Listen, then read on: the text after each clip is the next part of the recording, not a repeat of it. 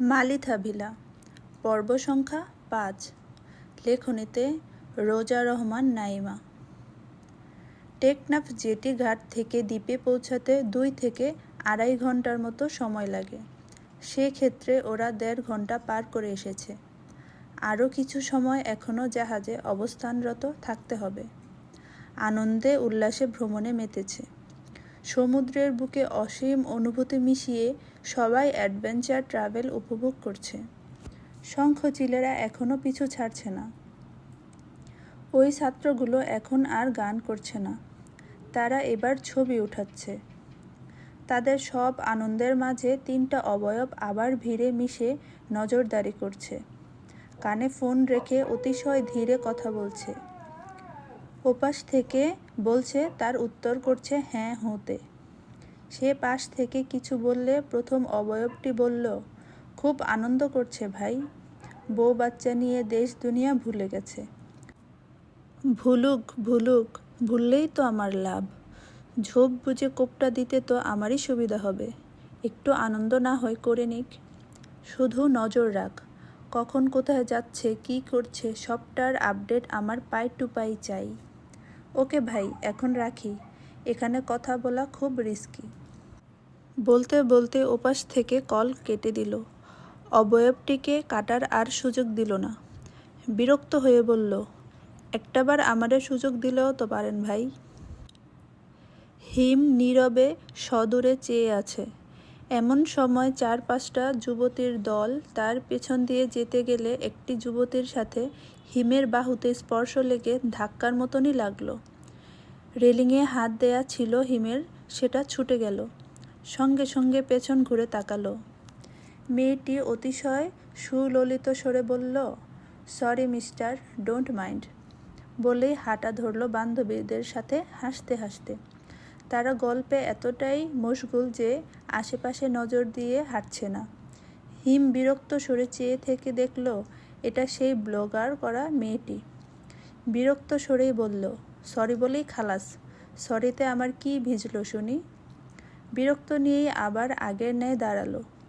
মিহির আর ঈশা পাশাপাশি দাঁড়িয়ে আছে। তারা এটা ওটা গল্প করছে।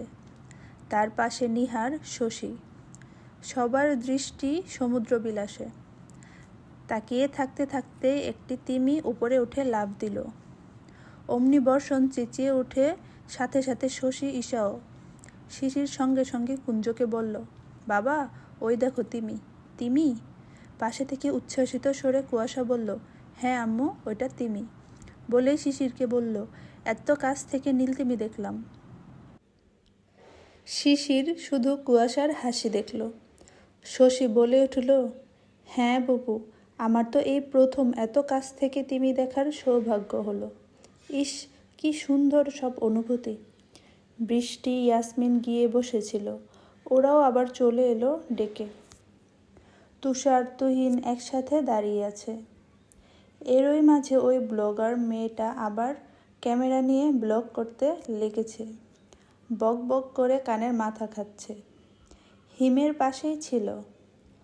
ওর ভাবনার সুতো এক্কেবারে ছিঁড়ে দিয়ে মেয়েটি এক প্রকার ছুটে শিশির আর কুয়াশার কাছে চলে এলো।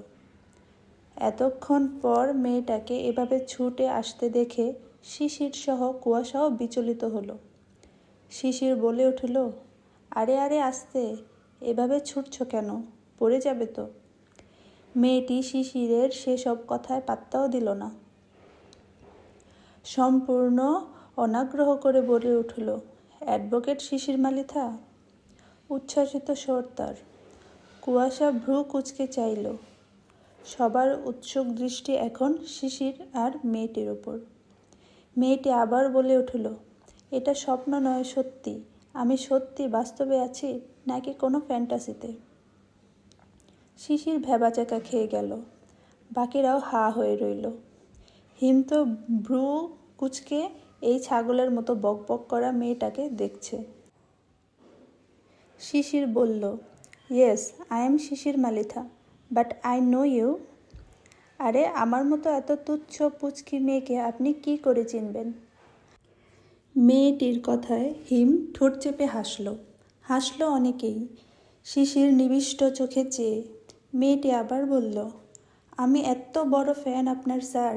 বিসিএস ক্যাডার হওয়ার পুরো ভিডিও এবং সবখানের ব্লগ, রিলস আমি দেখা বাদ রাখিনি। আর আপনার সুনাম তো ছড়িয়ে আছে সবখানে।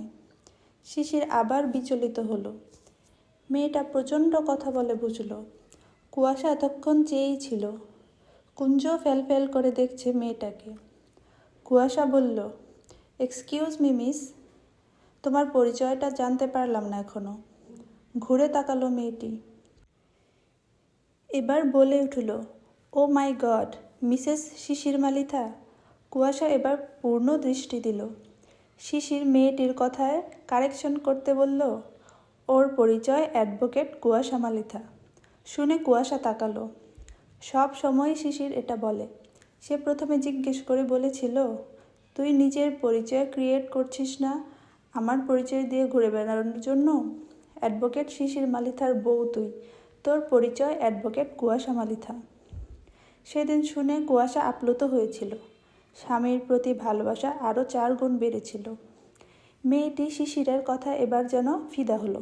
বলে উঠল, হায় কে বাত হে, কি কিউট, মাশাল্লাহ মাশাল্লাহ। বলে থেমে আবার কুঞ্জর দিকে তাকিয়ে বলল, আর এই কিউট পিউট বেবিটা আপনাদের মেয়ে? কুয়াশা বলে। শুনে মেয়েটি আরও নিচে উঠে বলে, ওয়াও, এত কিউট কেন সব, মাশাল্লাহ। নাম কি তোমার প্রিটি বেবি? কুঞ্জ কিছুক্ষণ তাকিয়ে থেকে বাবার গলা জড়িয়ে ধরল। তার এই মেয়েটাকে কেমন ভয় লাগছে। গলা জড়িয়ে ধরে কাঁধে মাথা রাখল। শিশির বলল, বাবা, আন্টিটা নাম জিজ্ঞেস করছে, বলো। সে বাবার কথা শুনে আবার মাথা তুলে বলল, প্রহেলিকা কুঞ্জু। বর্ষণ পাশে থেকে কারেকশন করে বলে উঠল, প্রহেলিকা কুঞ্জা। মাশাল্লাহ, তুমিও বহুত কিউট বাবা। তোমার নাম কি? আর এনারা কি হন তোমার? বর্ষণ মালিথা, আমার চাচু, ফুপি আর ওটা বোন হয়। বাহ, কি সুন্দর কথা বলো। বলে কুয়াশাকে বলল, আপনারা ফ্যামিলি সহ এসেছেন ম্যাম? হ্যাঁ, ফ্যামিলি ট্যুর। মেয়েটি এবার ক্যামেরা অন করে আবার তার বকবক শুরু করলো। ক্যামেরার সামনে দিয়ে শিশিরকে ক্যাপচার করে নিয়ে বলতে লাগলো, হাই ভিউয়ার্স, এই দেখেন আমাদের অ্যাডভেঞ্চার ট্রাভেলে কারা রয়েছে আমাদের সাথে। Advocate Shishir Malitha and his wife Mrs advocate Kuasha Malitha and their cute পিউট প্রিটি প্রিন্সেস। আমি তো তাদের দেখা পেয়ে ভীষণ এক্সাইটেড হচ্ছি। আপনারাও নিশ্চয়ই খুব এক্সাইটেড হচ্ছেন। হ্যাঁ, হবারই কথা। সো ভিউয়ার্স, আপনারা কমেন্টে কিন্তু আপনাদের ফিলিংস জানাতে ভুলবেন না। আপাতত এখানে কাট করছি।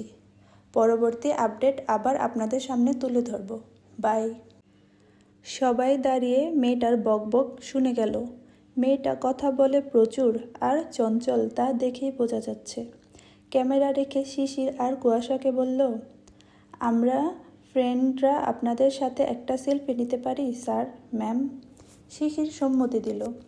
ওর বান্ধবীদের ডেকে নিয়ে দুজনের সাথে ছবি ওঠালো। এরপর আবদার করলো ফ্যামিলির সাথে একটু পরিচয় করবে। এত করে মেয়েটা রিকোয়েস্ট করতে লাগলো যে কুয়াশা না করতে পারল না। তারা এমনিতেই ফ্যামিলিকে কখনো পাবলিক করে না। তুষারদের সবার প্রফেশন গোপন রেখে কুয়াশা শুধু পরিচয় দিল। এখানে পাবলিকের মাঝে ঝামেলা হতে পারে ভেবে মেয়েটাকে মানা করলো দ্বিতীয়বার ক্যামেরায় ক্যাপচার না করতে। প্রথম বলে কিছু বলতে পারেনি। মেয়েটাও বুঝে মেনে নিল। এরপর বিদায় নিয়ে আবার সেই হাওয়ার গতিতে অন্যদিক চলে গেল। তার পরিচয় আর দিয়ে গেল না। কুয়াশারাও আর ঘাটল না। ব্লগারের থেকে দূরে থাকাই বেটার। হিম এবার যেন অনেকক্ষণ পর নিঃশ্বাস ছাড়ল। এতক্ষণ ওই মেয়ের বকবকে সে নিজেই কথা বলার শক্তি খুইয়ে ফেলেছিল যেন। বিড়বিড় করে বলল, ভাঙা রেডিও, পুরো মাথা হ্যাং করা। এত কথা কিভাবে বলে এরা?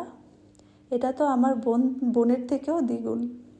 ওরা জেটি ঘাটের কাছে পৌঁছে গেল। আর কয়েক মিনিটের মাঝে জাহাজ ভিড়ে যাবে। সবাই আবার হই হুল্লোড় করে উঠল, কারণ ফাইনালি সেন্ট মার্টিন দ্বীপে পৌঁছে গেছে। শশী কুঞ্জকে বলে উঠল, কুঞ্জ বুড়ি, আমরা সেন্ট মার্টিন দ্বীপে চলে এসেছি। কুঞ্জ তা শুনে বলল, ইয়ে আমরা সেন্ট মার্টিন তলে এতেতি, মজা মজা। হাতে তালি দিতে লাগলো। একই সাথে সানবিও হাতে তালি দিল আর বলতে লাগলো। সবার মাঝে আরও উত্তেজনা 10 গুণ বেড়ে গেছে।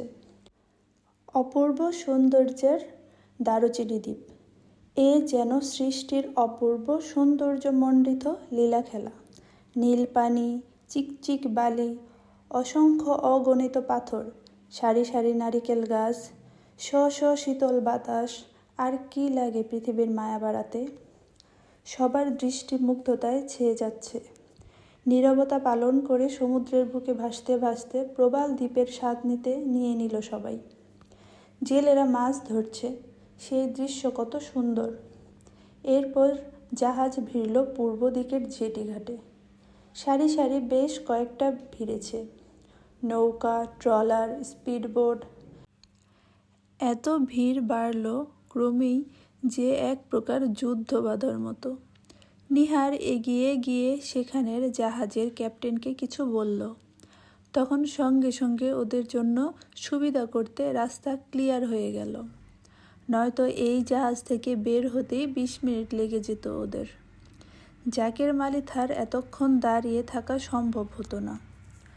তাদের সুবিধা মতো বের করা হলো। 4টা জাহাজ পার হয়ে তারা ঘাটের সিঁড়িতে নামল। এরপর সাঁকো ধরে এগিয়ে গেল। সবাই হাঁটছে আর চারিকোল দেখছে।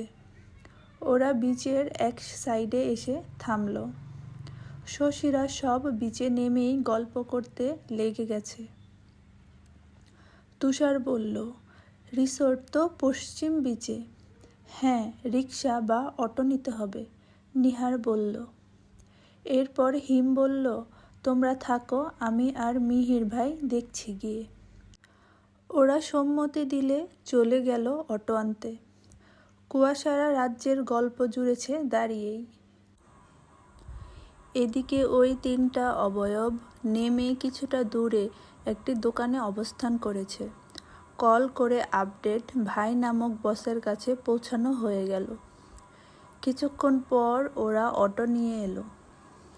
এখানে এই সময় গাড়ি পাওয়া দুষ্কর, আর ভাড়া তো আগুন। ওরা 4টি অটো এনেছে। ব্যাগম্যাগগুলো সব তুলে ফেলেছে। এরপর একে একে সব অটোতে উঠে পড়ল। তার আগে পাশ থেকে প্রত্যেকে ডাব কিনে নিয়েছে। হিম বলে উঠল, নারিকেল জিঞ্জিরায় এসেছি আর নারিকেল খাবো না, তাই কখনো হয়? সবাই হেসে উঠল। তার ওই পাশে ওই ব্লগার মেয়েরা এসে থেমেছে।